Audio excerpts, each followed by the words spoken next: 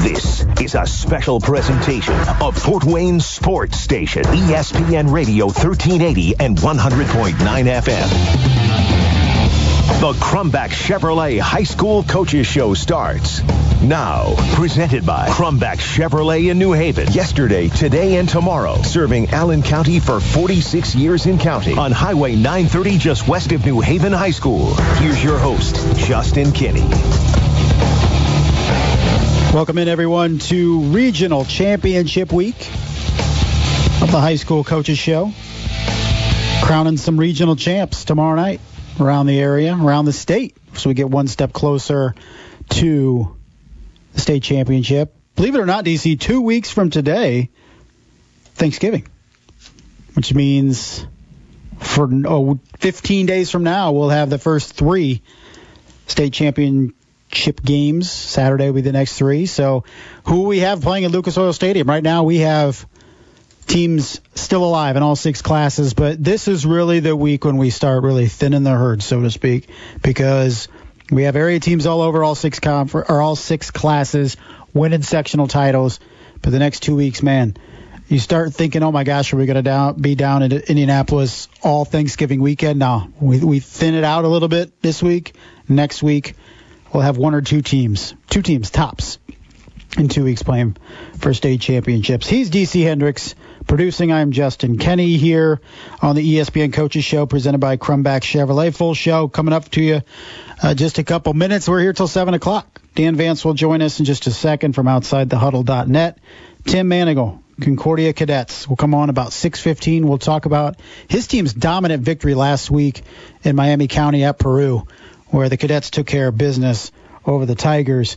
We'll talk about that, but we'll also look ahead at a humongous challenge coming up tomorrow night against Indianapolis Bishop Chatard at Zollner Stadium. So we'll break that down with Coach Mannigel. Todd Mason, coming off Eastside's first ever sectional championship, will join us at 6:30. As Coach Mason, we'll talk about last week's victory, and also the game coming up at Eastbrook tomorrow night. We'll wrap it up. Luke Amstutz, undefeated East Noble Knights. They will take on Mississinewa on the road tomorrow night, very near to where the Eastside Blazers will be playing in Grant County. Distance between Eastbrook and Mississinewa, not very much. So we'll bring on Coach Amstutz and break down that for a regional as well. So plenty to talk about over the next hour. Let's kick it off. Dan Vance, OutsideTheHuddle.net, joins us to kick off the show as he does each and every week on the phone line right now. Mr. Vance, what's going on? Oh, not much, man. Just enjoying the beautiful weather. You know, I feel like now that you did a show last Sunday with DC, 8 to 10 on the Sideline Sports Show, I feel like you guys got a bond now. You guys are joking around. I'm the butt of the jokes, even more so now. So it seems what's that? You bring that on yourself, I think. Well, I mean, most of it, yes. But it seems like you guys most of the time you guys are bickering back and forth when he calls you to start the show. But today I felt a brotherly bond. Hey, we always renew our bond when I fill in for Bryce on the Sideline Sports Show on Sunday. So, yeah, it'll last for a while, and then DC will start hating on me again. He hated on me on Sunday, too, so it happens. That's good. At least he's keeping you grounded as well. But, Dan, we got regional games in all 6 classes. First off, before we get to this week's schedule, anything stand out from last week in terms of crowning sectional champions that you found surprising? I mean, we could talk Jake Archibald. Maybe we start there on what he did last week. It's always surprising when someone has a game like that, but I guess if someone's going to have that game, it doesn't surprise me that it was Jake Archibald. So a surprising set of numbers, but I mean, he's Mr. All-Purpose. That's kind of been what he's kind of set out to do this year when he moved away from the quarterback position. And so I guess if I have to pick somebody, he's up there high on the list, if not at the top of the list, of somebody that I guess I would have expected that from. We saw him line up in the Wildcat. We saw him. He's already been moved all over the place, but it felt like, man, it was only a matter of time before Homestead used him in that role because of his history as quarterback. But do you see him playing as big of a role in terms of the offensive game plan this week against Carmel? I think he's going to play a big role in multiple ways. One, you have a chance last week to use him in different ways. Homestead knows they're going to have to get creative with Carmel. Obviously, the struggles with Noblesville 2 weeks ago and a team at Indy that wasn't very good versus a team like Carmel, who is good. They're going to have to throw some different things out there and see what sticks. But also at the same time, Carmel is now going to be paying a lot of attention to Jake Archbold, so maybe that frees up some other options, guys to throw the ball to, guys to make plays. So it's twofold there. I think that he's going to be a major part of this game, whether it's making plays or as a diversion. Yeah, you mentioned that Noblesville game. That was a team that Carmel beat 37-0 in week 2. So common opponent. Little scary when you're looking at that. But is this game in the hand, arm, whatever you want to say, of Luke Goody? I mean, if he's on, gives Homestead a chance. If he's not, the game's over. I mean, is it as simple as that, or you think we can go more in depth with breaking this matchup down? Well, I think that's fair because I think that Luke's going to be under a lot of pressure. You know, Carmel's very physical off the line. They got a lot of guys. You know, you talk about Cole Brevard, 6'3", 300-pounder that's going to Penn State, and what he can do. And I think that along that entire line, Carmel's really going to put a lot of pressure on the Homestead offense. So I think Luke's going to have to be a big playmaker. You know, whoever comes out of the backfield, be it Jake, be it Ryan Burton, they're going to have guys that are playmakers that can escape the pressure. And I think because of that, Luke is obviously a very important part. Carmel at Homestead, that's a 7:30 kickoff tomorrow night, so make a note if you are going to the game, a 7:30 kick, not a 7 o'clock kickoff from Homestead. Dan, let's look at 5A Bishop DeWenger going to West Lafayette to take on Lafayette Harrison. Bishop DeWenger 10-1, Lafayette Harrison 9-2. What should we expect in this one? I think this is going to be a grinded out kind of game. You know, Harrison likes to make some plays on the ground. They run the wing tee a little bit, which gives them a variety of options of things to do. You know, an important part of that wing tee, though, and Marcel Atiso, over 1,400 all-purpose yards this year, tore his ACL last week. So that's a big hit for Harrison as far as a guy who can provide a lot of different looks out of the wing tee and a lot of different looks out of the other things, the I formation, whatever Harrison lines up to do. So I think that's going to be a Dwenger defensive front. Can they get into the backfield? Can they cause some havoc? I think it's going to be a game that's kind of won in the trenches. Yeah, one very good running back out, but Marion Dixon still there for Harrison. He's a junior. This team has rushed for over 3,100 yards, and Dixon, a 6'1", 205-pounder, has eclipsed the 100-yard rushing mark in every game but one this season. Last week against McCutcheon, 263 yards, 4 touchdowns on the ground. Stopping him will be very important for Bishop DeWenger. You look also at the Saints offensively, and I think they got a little bit on track last week, but when you look at guys like Griffin Eifert, who had 3 receptions for touchdowns last week, do you feel this Bishop DeWenger offense once again peaking at the right time, similar to what it did last year in the postseason? I really do. And when you look at how successful they've been through the air, and DC and I talked about this on Sunday, Brendan Lytle threw more touchdown passes than he had incompletions last Friday night. When you start to do that, it makes teams respect you in that way a little bit more, and then you open up the run game for the wealth of Tittmans, led by Devin Tittman on the ground. And so I do think that they're peaking at really a good time for them, being able to be a multi-purpose team and not just so run-heavy, which is just what people expect at Dwenger. Even when Brendan Lytle's on, people expect Dwenger to be a team that's just going to run the ball. Bishop DeWenger at Lafayette Harrison coming up tomorrow night, 5A regional on the line. And Bishop DeWenger trying to win their 22nd regional championship. That's the most in all of the state of Indiana. Class 4A. We're going to talk to Coach Luke Amstutz about this one a little later.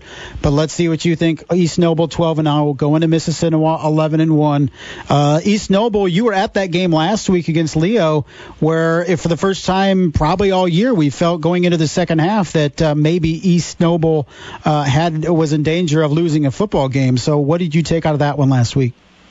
Well, what I took out of that is that Leo laid a blueprint to beat East Noble. And the blueprint is very simply run the ball, be able to pick up 3-4 yards a carry, and then just run the clock down. You know, the first 2 Leo possessions were 8 minutes each. And they kept the ball out of East Noble's hands. If the ball is not in Bailey Parker's hands, then Bailey Parker can't make plays, and East Noble's not going to put up points. I mean, the struggle with that is that when you don't produce, right, you come out of those long drives with no points, then that's where you run into problems. And that's where Leo ran into problems last week, is they couldn't come out of those long drives with much.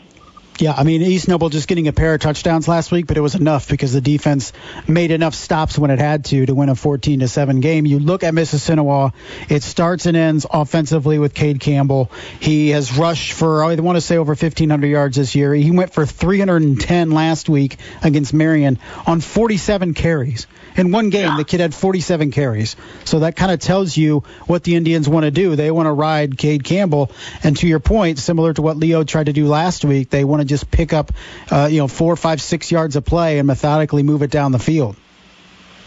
Yeah, and it's easier said than done. Leo obviously had the most success with it last week, having that 3 running back option back there. But, yeah, you got to produce. They can't just be long drives. You have to be able to score because East Noble can strike quickly, and that's what Bailey Parker did. Made some good passes in the first half, some big runs in the third quarter, and East Noble's going to strike quick. They're going to get their points. So if you're going to do that and follow that blueprint and run down the clock on the ground, you have to be able to convert and you have to put points on the board. Dan, everybody has tough matchups this week, but some are tougher than others. Class 3A, you could say the Cadets have the toughest of them all, taking on top-ranked Bishop Chatard. Chatard's only lost to Stick Cathedral this year. They're really sound all over the field. Andrew Sawanski is a top wide receiver for them, 20 touchdown receptions. Dalen Taylor has rushed for almost 1,800 yards and 23 touchdowns. Where to start with this Chatard team, and what do the Cadets do to try to combat it? Concordia, because Chatard is they're dual option with what they can do, running the ball, passing the ball. They're high-powered on both sides of the football. So Concordia's just going to come out, and they're going to have to throw caution to the wind a little bit, make some big plays, put up some points early, and then ride defense. And that defense can come up with big stops. Like you said, Taylor's a great rusher. Kyle Cheek's throwing the ball extremely well. This is a really good Chatard team and may be one of the best teams, if not the best team, in all fairness, that Concordia has faced most of this season. So they're just going to have to play really, really good, solid, fundamental football. We've seen that in patches. We've seen them play pretty flawless football, be able to make plays defensively, both the Vanderbosches making big plays as DBs. And that's what they're going to have to do. They're going to have to play plays, and they're going to have to put together a complete game. And what we've seen from Concordia this year is they played a quarter here or there good, or even 3 quarters good. Sometimes it's enough to win, sometimes it hasn't been. They're going to have to play 4 quarters of really good football. Dan, you've been a coach, and you've coached teams that have been in this position when you're in a new experience. Looking at 2A, Eastside wins their first ever sectional championship in program history. You're playing in a regional for the first time.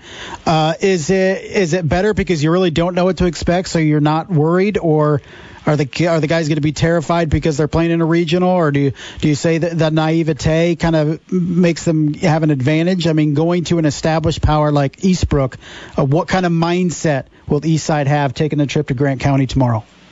If it's anything like it's been so far this year, it's going to be kind of carefree. That's kind of how Eastside's played. A little loose. It gets them in trouble sometimes. You look back in the sectional opening round, a 0-0 game at halftime against Woodland. Even last week, 0-0 after the first quarter against Fairfield. So they're going to have to maybe not be as carefree and kind of force some aggression there. But they're a pretty carefree group. I don't think the moment is going to get them.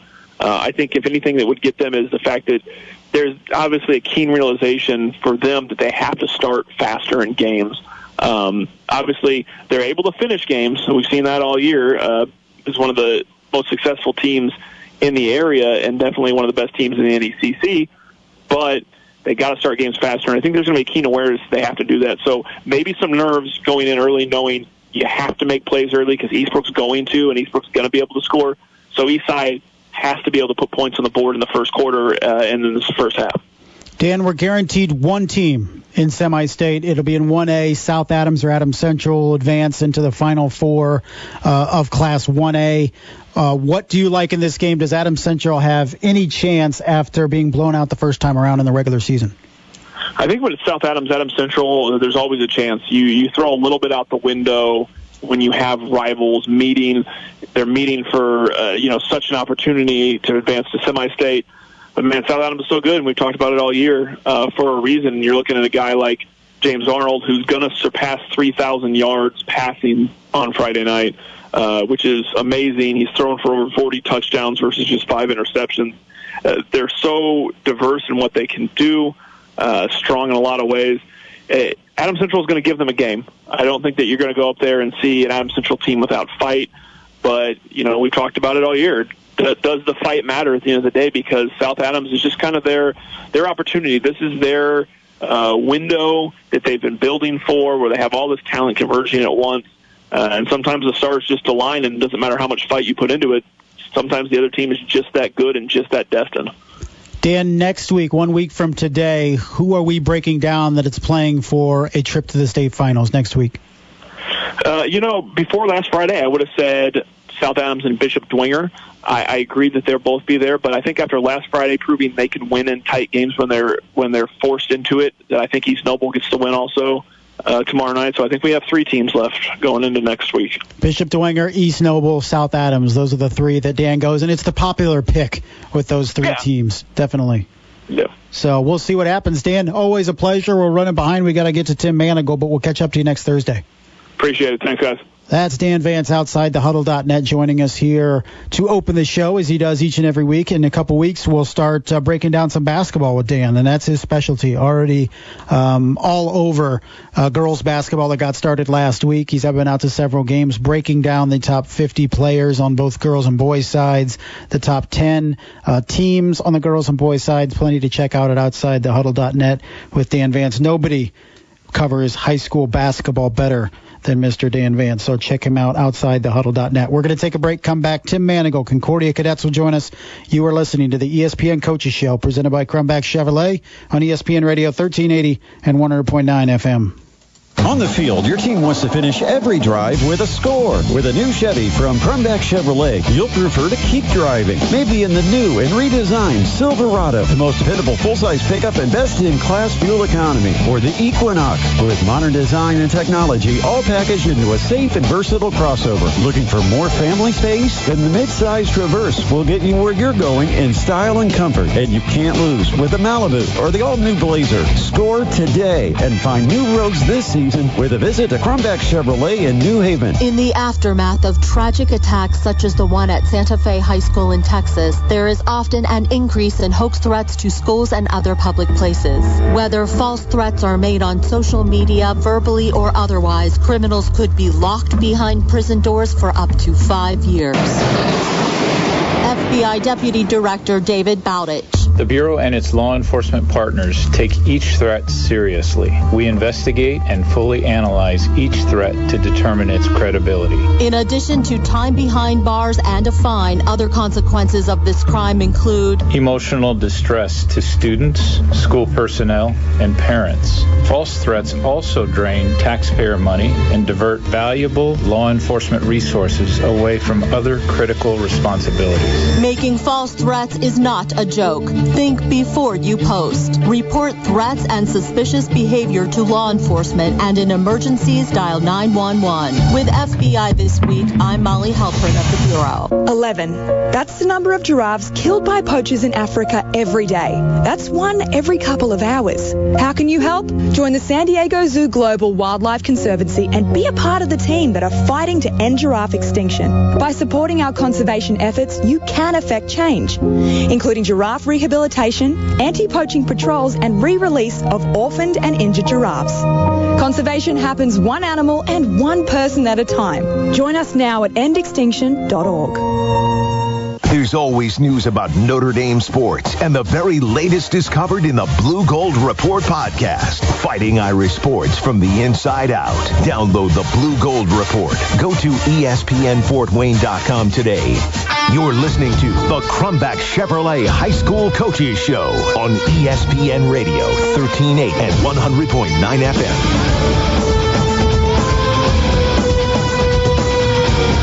Welcome back, everyone. Regional Championship Week edition of the ESPN Coaches Show, presented by Crumbach Chevrolet. I'm Justin Kenny, DC Hendricks producing. Here till 7 o'clock, talking area high school football. Thanks to Dan Vance before the break, breaking down each of these 6 regional championship games coming up in our area tomorrow night. No snow. There may be snow on the ground, but it's going to just be frigid cold tomorrow night. But it's mid-November. It's pretty much all we can take. So we'll take it where we can get it. But Todd Mason, Eastside Blazers, will join us in a little bit. Luke Amstutz, East Noble Knights, as well as we head toward the 7 o'clock hour. But we're going to talk some 3A football with the Concordia Cadets, and head coach Tim Mannigel is on the line with us. Coach, how are you doing?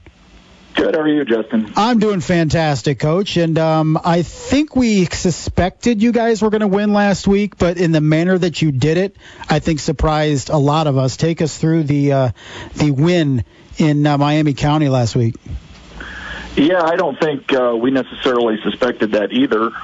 Peru was a team that came in at 6-5 and looked pretty good on film. They had played Maconaquah, a team that we gave up 380 yards on the ground to. They had played them tough. It was a close game going into the fourth quarter. So we figured it was going to be a battle. I know that they had suffered some injuries that probably didn't help their cause to some key players. And honestly, we played really, really well. We just came out ready to go. Our guys had one of our best pre-games we've had. And then, we kicked off to start the game, quick 3-and-out, really got after them. We scored right away, and it was just kind of one of those games where everything we did went well, and everything they tried to do did not. And, we've certainly been on the other end of some of those from time to time. It's not a lot of fun. It was a lot of fun for us on Friday night, and it's encouraging as we head into the regional game. I think we're playing pretty well. So we'll see. I mean, obviously the task is difficult this week, but we're excited about the challenge and are excited about the way we're playing. You mentioned the best pregame that you've had all year. Nobody's watching the pregame. It's in the stands or in the press box or whatever, but take us through. What's a good pregame look like? It really starts with what we call pass specialty, and it's really just quarterbacks throwing to receivers on air.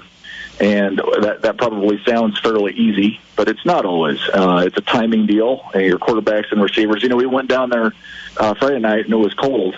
And there are those who suggest the spread offense can't be run in the cold, and sometimes we prove them true. we didn't know exactly what the temperature was going to be last week and how the field was going to be, but it was nice. It was a still night, cold but still. And all of our quarterbacks just came out really looking good. Receivers were running sharp routes. I'm not sure we had a drop. And so that was just encouraging. That hadn't happened really all year that we looked that sharp. And that just carried over. We were just really focused in and ready to go. And when we're that way, I think we're a difficult team to contend with. We have not always been that way throughout the course of the season, for whatever reason. It's high school kids playing sports. And but that night, Friday night, we were. And so it just really carried over from the pregame into the game itself. Coach, we expect the perennial powers to win sectionals. We expect DeWanger. We expect Snyder. We expect Homestead, these teams that year after year doesn't surprise us. There was a time not too long ago when Concordia playing in a regional game was kind of a surprise. This program won its first sectional title in 2002, which wasn't that long ago. But over the course of 17 years between former coach Dean Dorfler and now you, it's become an expectation, not just obviously competing for sectionals, but winning state title as well. But take us through that transformation, because I remember when it was surprising when Concordia was good. Now it's an expectation. Well, yeah, and I'm glad to hear you say that, because we really hope that is the case, and we consistently preach that to our kids. You go through the rigors of an SAC schedule, a 3A team playing that schedule, and you're probably not going to run through that schedule undefeated. And so sometimes the perception is, well, Concordia is just kind of a middling team. We don't really feel we are, and we want our kids to embrace that idea that we are a pretty good 3A team. I think we're a pretty good team in general, but definitely when you get to 3A, we're pretty good, and we expect to win games when we get to the playoffs. We always say, you probably get tired of me saying this, that we want to be playing our best when Week 10 rolls around, because we feel like when we play a 3A team, we should be competitive without any question. And we got a relatively tough draw in our sectional, playing Maconaquah, who's a really good team, playing Norwell, who really impressed us. They played awfully well. They'd be a team that would stack up pretty well in the SAC. And then putting it really all together against Peru. So to hear you say that, I appreciate it, because we want to be a team that's looked at that way. Frankly, we want to have a little bit of a bullseye on us, because I think that means that that we've arrived, whatever that means. You're right. There was a time when probably Concordia wasn't viewed as much of a sectional threat. I hope we are now. It's our goal to remain there. It's our goal to continue to move this program forward that way. But it's not easy, and we certainly don't feel like we've ever arrived. But we want that to be the case. We want people to look at Concordia as a legitimate threat, frankly, for a state championship every year in 3A.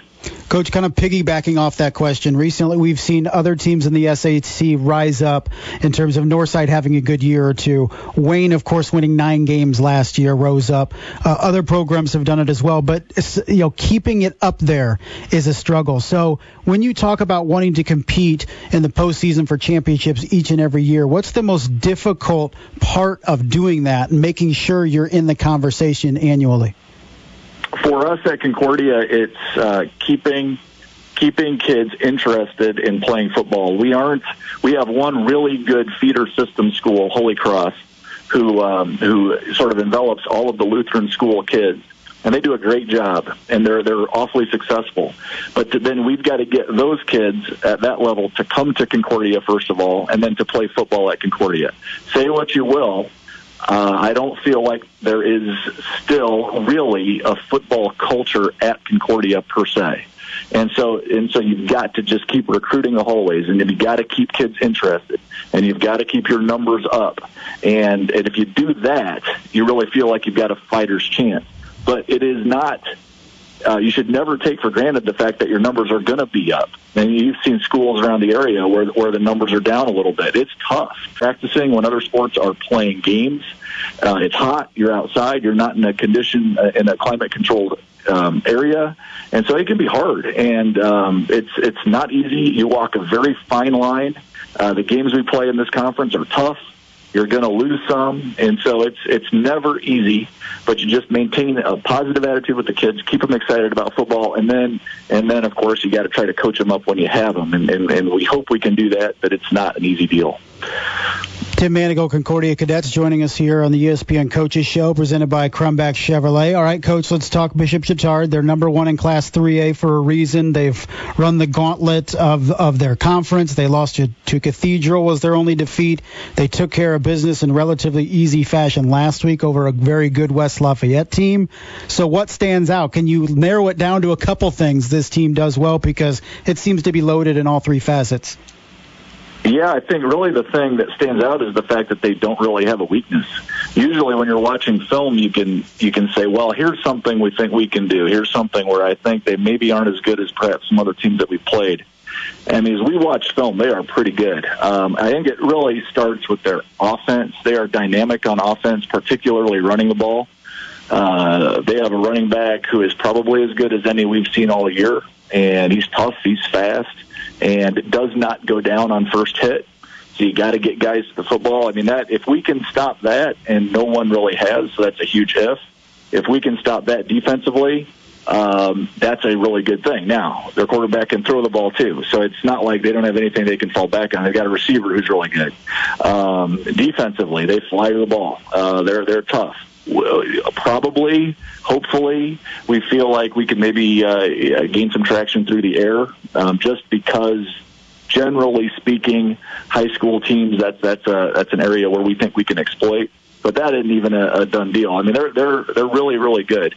Having said that, we embrace the challenge. Our kids are excited about this. We've got the number 1 team in 3A coming to Fort Wayne.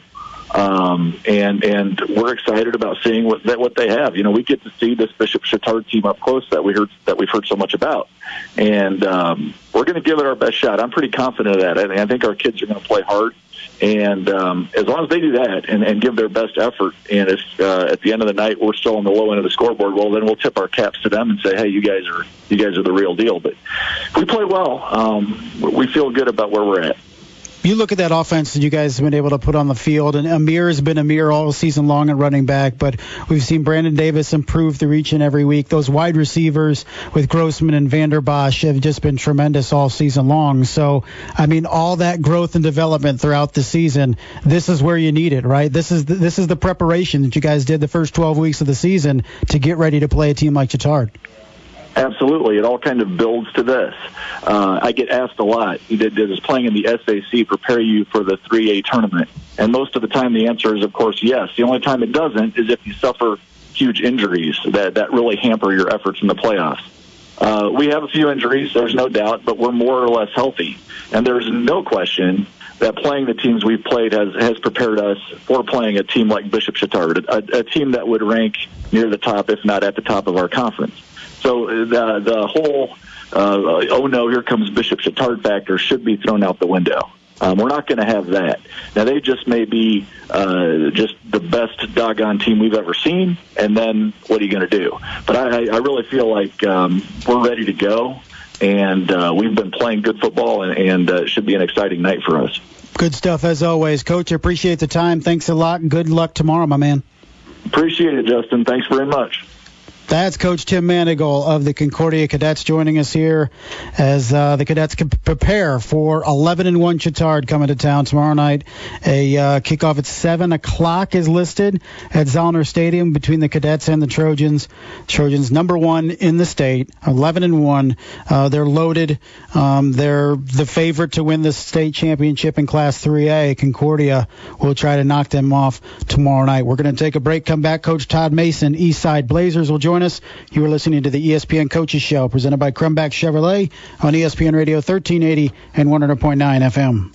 On the field, your team wants to finish every drive with a score. With a new Chevy from Crumback Chevrolet, you'll prefer to keep driving. Maybe in the new and redesigned Silverado, the most dependable full-size pickup and best-in-class fuel economy. Or the Equinox, with modern design and technology, all packaged into a safe and versatile crossover. Looking for more family space? Then the mid-size Traverse will get you where you're going in style and comfort. And you can't lose with the Malibu or the all-new Blazer. Score today and find new roads this season with a visit to Crumback Chevrolet in New Haven.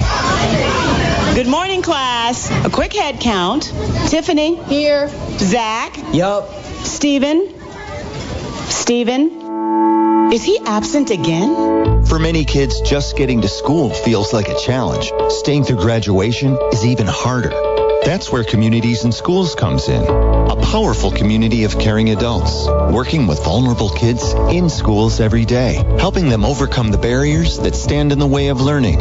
Hunger, homelessness, health problems, and even emotional trauma. Communities in Schools. We're inside schools partnering with teachers and counselors, empowering at-risk kids by providing supportive relationships, doing whatever it takes to help them thrive in school and have brighter futures. Communities in Schools. We're in schools to help kids stay in school. See how we help all kids succeed at communitiesinschools.org.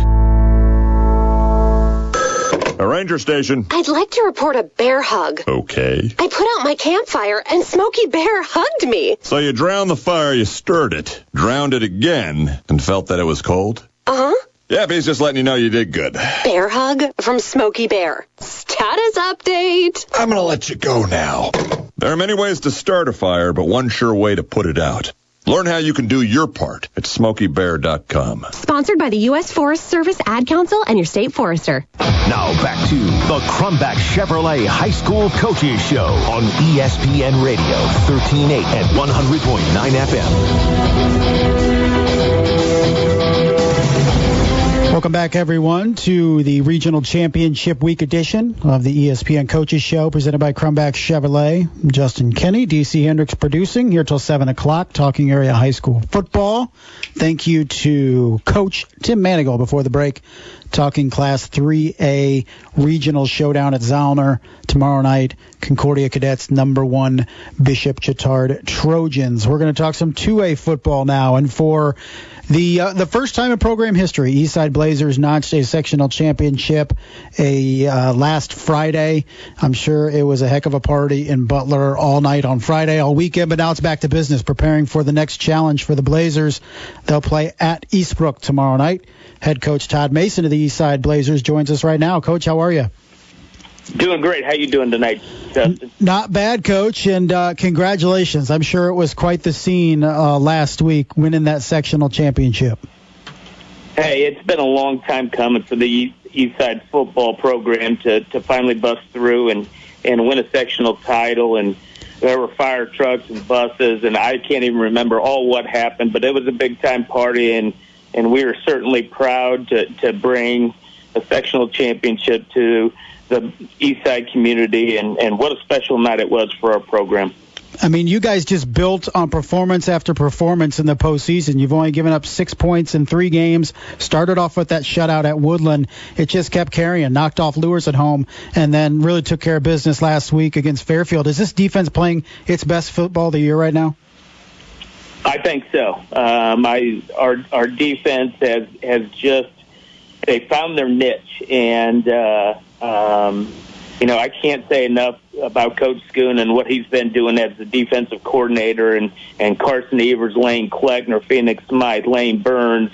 I mean, the list goes on and on. Everybody's making plays. We're getting 11 hats to the football.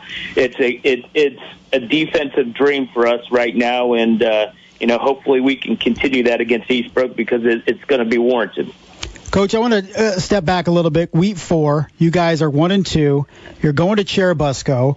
I'm thinking Jake Falk, man. Nobody can stop him. I'm at that game. You're in good spirits before the game. You come out, you get a stop on Jake. You get another stop on Jake. It just steamrolls. You guys end up winning that game 42-14 on the road at Cherubusco. Really eye-opening score of the week in the area. Take us through the attitude leading into that Cherubusco game, because at 1-2, going into a very difficult conference opponent, man, at 1-3, it could have completely went off the rails potentially. Well, Justin, the thing about the 1-2 was we had chances to win both of the games that we lost. And I'll be honest with you, I lost my ever-loving mind on them on Monday and said, I'm tired of this. This is us making mistakes at crucial points in ball games. And, we stumbled upon something defensively that we've kind of built on in that during that Cherubusco week of preparation. And we've just kind of built on that, and our kids have bought into it. And it's just been a fun last couple months of football at Eastside. Coach, you gave up 59 points in those losses to Adams Central and West Noble. Since then, you've given up 67 combined points. So I know you don't want to get into details, but what were the changes defensively in terms of, was it schematic, was it personnel, was it moving guys around? I mean, what clicked? A little bit of both, Justin. Schematically, we did some things a little bit different, but we also moved some guys around to put them in a position where they could make more athletic plays than where they were prior. And it's just steamrolled. I mean, I can't even begin to tell you how good our defense has played from September, 13th on. I mean, every week my hats are off to them, and they continue to just astound me that we have the ability to hold opponents. The thing that our defense does is it puts you in a position to do something that you don't want to do. And anytime you get uncomfortable as an offensive coordinator, it gets a little nerve-wracking, and our defense has had the ability to do that. Coach, I want to talk a little bit more of that defense. Lane Kleckner, he's a junior.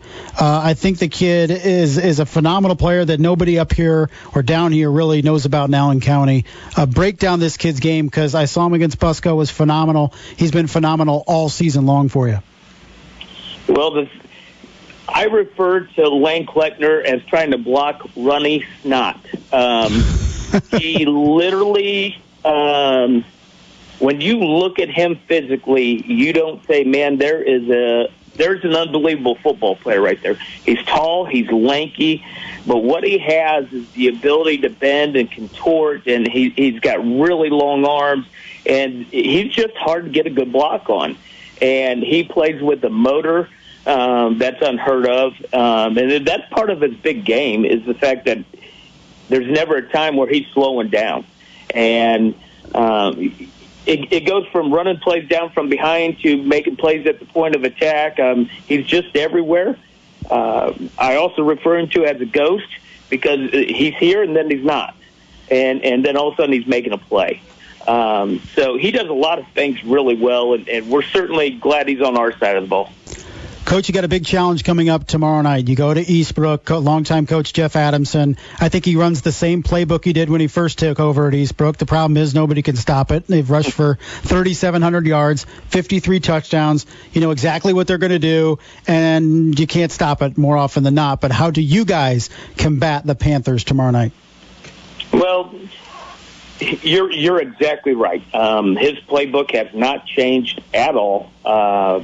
I coached at Leo prior to this, and we had one of the best sectional championship games ever in the history of sectional championship games when I was at Leo. It was a 49-40 game, and he is running the exact same offense today that he was in 2010 when that happened.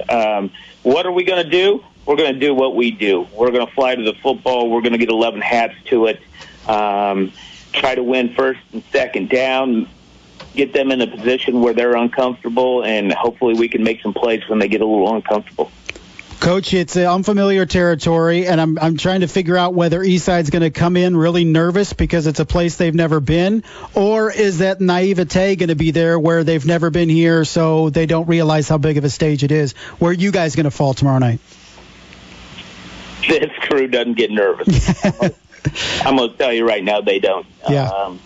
They're a fun group to coach. They bring their hard hats every day, and what I really appreciate the fact is they are not intimidated by the Eastbrook mystique at all. A lot of people would have said, well, there's a lot of people out there that probably didn't think we could beat Lures, and they were not intimidated by Lures and all their successes over the years at all. And I don't anticipate that happening tomorrow night either. Coach, should be a fun one. I'm going to head down, check you guys out, so should be a fun one. Good luck. Hopefully I talk to a smiling Todd Mason after the game tomorrow night. Hey, we appreciate all the support, Justin, and hopefully that will happen, and I certainly do appreciate all the media coverage. All right, buddy. Take care. Thank you. Have a good night. That was Coach Todd Mason, Eastside Blazers, joining us. First time sectional champions, and congratulations, a 34-0 win last week. Clinched it. The reward going to Eastbrook tomorrow night. 10-2 versus 10-2. Once again, Eastbrook has rushed for close to 3,800 yards. That's what they do, folks. We talked during Brett Rump's show earlier in the Sports Rush about one-dimensional teams only can go so far before somebody takes that away from them. Eastside is so good at what they do, and it's a power running game. They're going to line up. They're going to smack you in the face. They're going to run you over. They're going to just out-execute you in what they do. That's one of those teams that's kind of immune to it. They can pass when they have to. Their quarterback has not thrown an interception all season long. Now, he's only thrown 50 times, but Dylan Bragg can make a throw when he has to, has thrown 8 touchdown passes and 0 interceptions. But the bread and butter is Eastbrook. With Eastbrook is their running attack, and that's what they're going to do. You want to name 1 or 2 running backs they have to stop? It's tough because they have 4 guys that have rushed for 600 or more yards. Wyatt Stevenson is their leading rusher with 1,150 yards and 20 touchdowns. But Bragg, the quarterback, has rushed for almost 700. You have another senior in Zeke Binkard that's rushed for 676 yards, and then a sophomore and Isaiah Dalton, almost 700 yards as well. It's that first guy through the hole. Sometimes they give it to him. Sometimes they'll do it off the pitch. Sometimes Bragg keeps it. It's a very difficult offense to really diagnose, and you're really kind of thinking instead of reacting, and that's the problem when you play Eastbrook. We'll see how Eastside rises to the challenge tomorrow night. We're going to step out one more time. When we come back, Luke Amstutz, East Noble Knights, will join us. You are listening to a Regional Championship Week edition of the ESPN Coaches Show, presented by Crumback Chevrolet on ESPN Radio 1380 and 100.9 FM. This is the Big Ten Today. I'm Bill Pollack. Iowa quarterback Nate Stanley says the Hawkeyes have moved on to their next challenge after being eliminated from the Big Ten West race with a loss at Wisconsin. The Hawkeyes at home against a 7th-ranked Minnesota team that is closing in on the division crown. We get to play a top 10-ranked team, and we're playing for a trophy. We just have to really push ourselves and know that we're playing to be the best we can be, and we still have the opportunity to win 10 games this year. These teams play for a 98-pound bronze pig named Floyd Floyd of Rosedale, which dates back to a wager between the governors in 1935. Junior running back Micah Sargent says he found out about the trophy when he arrived on campus. I didn't know too much about it last year until I did like a research assignment on it, and I had to present to the team. But, it's big. It's a trophy game. We need to win it and keep it home. Ohio State defensive lineman Chase Young will miss one more game for an NCAA rules violation before returning next week against Penn State. Opiates has taken everything and everyone I've ever loved away from me. Everything. I blew my ankle out and I got prescribed pain pills by my doctor. If making my detox public is going to help somebody, I'm all for it. I just wish I would have had a warning. Opioid dependence can happen after just 5 days. Know the truth. Spread the truth. A message from Truth, the Ad Council in ONDC. To buy your home, you became a house hunting ace. Learned about loans, scoured neighborhoods, and asked the right questions. Now you're queen of your castle. If you manage that, you can get your retirement plan on track. Visiting aceyourretirement.org can help. With 401k tips and smart saving strategies, you'll feel empowered to own your retirement like you own your home. Go to aceyourretirement.org. Because when it comes to clearing financial hurdles, you're an ace. Brought to you by AARP and the Ad Council. Penn State's speed will be a focus for Indiana. Here's Cord Bustatus. The Hoosiers travel to Happy Valley this Saturday to take on the Nittany Lions. And if they're going to come out of there with a win, they'll have to find a way to contain guys like KJ Hamler, says head coach Tom Allen. Hamler's as quick as you're going to see. He makes a lot of people look silly in space, So, you don't want to put one guy. You better have more guys there than just one, or it's going to be a long day. Indiana has never won at Beaver Stadium. Kickoff is at noon Eastern. This is the Big Ten Today. On the field, your team wants to finish every drive with a score. With a new Chevy from Crumback Chevrolet, you'll prefer to keep driving. Maybe in the new and redesigned Silverado, the most dependable full-size pickup and best-in-class fuel economy. Or the Equinox, with modern design and technology, all packaged into a safe and versatile crossover. Looking for more family space? Then the mid-size Traverse will get you where you're going in style and comfort. And you can't lose with the Malibu or the all-new Blazer. Score today and find new roads this season with a visit to Crumback Chevrolet in New Haven. Man, do I love card night. You ready, boys?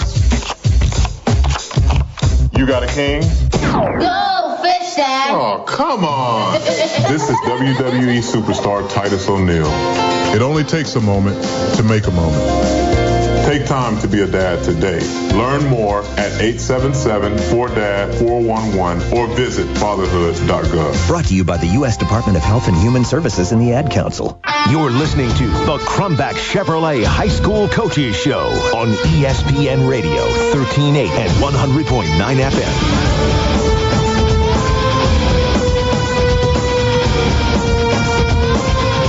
Welcome back, everyone, to Regional Championship Week edition of the High School Coaches Show, presented by Crumback Chevrolet.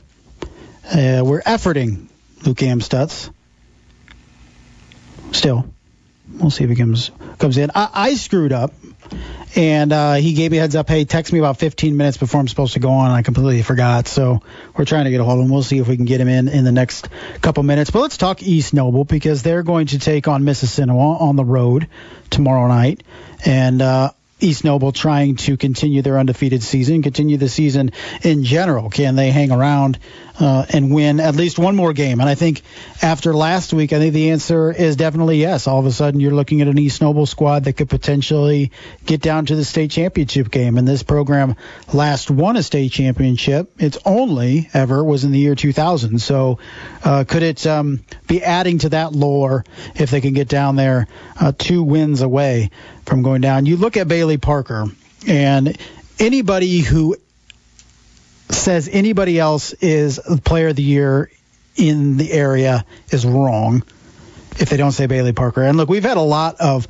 phenomenal players all year long, particularly two-way guys. You're looking at Jake Archibald, who obviously went off last week, but he's been doing it all season long. Not gaudy stats like that, but consistent. has 8 interceptions on defense, is contributed immeasurably on the offense for Homestead. You look at Brandon Pruitt at West Noble going to Naval Academy. He's rushed the football finished with, I think, close to 1,800 yards, racked up a lot of tackles on defense. He was just a monster on the defensive side of the ball for the Chargers. We mentioned Bailey Parker. You can throw Jake Falk in there from Cherubusco. I think there's a lot of guys that you can throw in there. So, but Bailey Parker, in terms of what he's meant to his team and what he's done, he's not gone for less than 244 total yards in a game this season. That was against Belmont. It was a 56-7 win over Belmont, so they didn't need to keep the pedal down against the Braves. So that's why that number is, so I want to say small, but it was almost 250 total yards for a game. He's excellent in pass coverage on defense. Leads the team in interceptions. Really good there. So you're thinking, man, how does Mississinawa combat somebody like Bailey Parker? And I'm not sure they can. So that means Mississinawa is going to have to score. And how they move the ball and how they score is on the ground. Cade Campbell, like I mentioned earlier in the show, 47 carries last week for 310 yards over Marion. Now, can Mississinawa run against that defensive front seven of East Noble? I think that's the biggest question we're going to have. So I'm not really sure what's going to happen. So, who knows really for sure between these two teams coming up tomorrow night. It's difficult to see how Mississinawa can really come into this game and score enough, I think, for this one. So, hopefully we'll talk to Luke Amstutz here in the near future, or at the very least, we'll get him next week, because I think they win. I think they're one of the 3 teams that are playing next week for semi-state championships. Elsewhere, I think we didn't talk very much about Bishop DeWenger and Lafayette Harrison. I really like Bishop DeWenger here. I think Lafayette Harrison presents a challenge in terms of how they run the football and the different stunts that they run and how they line up. They'll line up and then block it 3 different ways out of the same formation. They'll run ISO. They'll run to the outside. They do a lot of misdirection stuff as well. So I think that is the most important thing for Bishop DeWenger going in, is being fundamentally sound and being able to shut that down. That's the key, I think, for Bishop DeWenger. So, a lot of talk going around about who wins tomorrow. Who are we talking about semi-state? It's very difficult to see Homestead emerging. I think they got a shot. But anytime you put Carmel in the conversation, man, it's tough to make a team from up here unless they're dominant being a favorite. I think DeWenger's a favorite. I think East Noble's a favorite. I think Concordia has a mountain to climb. And I think Eastside, not as big of a mountain as Concordia, but difficult to stop that run. I think it's a grinded-out type game in Grant County tomorrow. And I think South Adams rolls over their rival Adams Central tomorrow night. TC, what do we think? You agree with these 3 teams that we have that we feel the most comfortable saying they'll be playing next week? Yeah, it's going to be tough. Even Dwenger this year, I feel like they've obviously reached this point for a reason. But even Dwenger, I'm still kind of feel the same way about them as I do with Homestead. Homestead going against Carmel, it's going to be a tough matchup. Didn't you mention that someone's going to Penn State? Yes. Cole Brevard is a defensive lineman, 6'3", 300. He can move. This guy just isn't, being a guy that's just there taking up space. The kid can move. They have a linebacker going to Indiana as well. Yeah, and Dwenger has Harrison, which is no gimme either. So, both of those I'm a little nervous about. But I would say, I think East Noble, I would say they're almost, I wouldn't say a sure in, but I expect them to win against Mississinawa. I do expect South Adams to advance, but you get either South Adams or Adams Central right there. So either way, we have a team advantage, like you said. And I honestly know it's a long shot, and I know a lot of people are picking Eastbrook. I think Eastside has a shot in that. I like Eastside in that. So I would say South Adams, East Noble, and then maybe Eastside. But if I was just to choose, if you put me against the wall and I have to choose 2 or 1, I would say just South Adams and East Noble will be advancing. Okay. DC's got 2. I think your pick of Eastside, or at least tease on that, is not out of the realm of possibility. I could see him, as Coach Mason said earlier in the show, our guys don't get nervous. Like, they're going to come out and play just as loose as they do tomorrow as they did in week 1. I mean, they're just not going to feel the pressure. So if they come out loose, they can stop that running game, get a couple turnovers. Eastside could go down there to Eastbrook and knock off the Panthers and advance to semi-state. But that's going to do. Well, go ahead, DC. So I got one more question for you before we go. All right. So 2 big teams here in the local area that are playing this week that I look at, and pretty much everyone is pretty much picking the other teams in these matchups. And I say Class 6A, you got Carmel Homestead, and then in Class 3A, you have Indianapolis Chatard and Concordia. I pin you against the wall. Okay. One of those teams wins. Which one is it? Homestead. Concordia don't have a shot, huh? I'm not saying they don't have a shot. I just think Homestead has a better shot than Concordia. I think Homestead, their offense is good enough, I think, to keep up with Carmel if they give Luke Goody time. He really has a lot of time all season long to really pick apart defenses. Even when he has to roll out a little bit, he has time. Carmel's front 7 is a completely different animal than what anything Homestead has seen all season long. So, can they protect Luke Goody? If they can, if they allow him to make plays, Homestead has a shot. If they can't, game over. Simple as that. But yes, Homestead, I think, has a better chance at Concordia. God love them. Hopefully it happens out at Zellner, but man, Chatard is a machine. That's going to do it for us. Thank you to Dan Vance joining us, Tim Mannigel, Concordia Cadets, Todd Mason, Eastside Blazers. Weren't able to hook up with Luke Amstutz of the East Noble Knights, but we'll bring him on next week, hopefully after a victory in a regional championship game tomorrow night. For DC Hendricks, I'm Justin Kenny.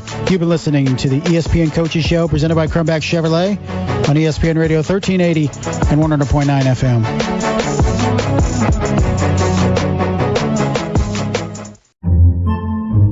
Podcasts by Federated Media. Podcasts by Federated Media.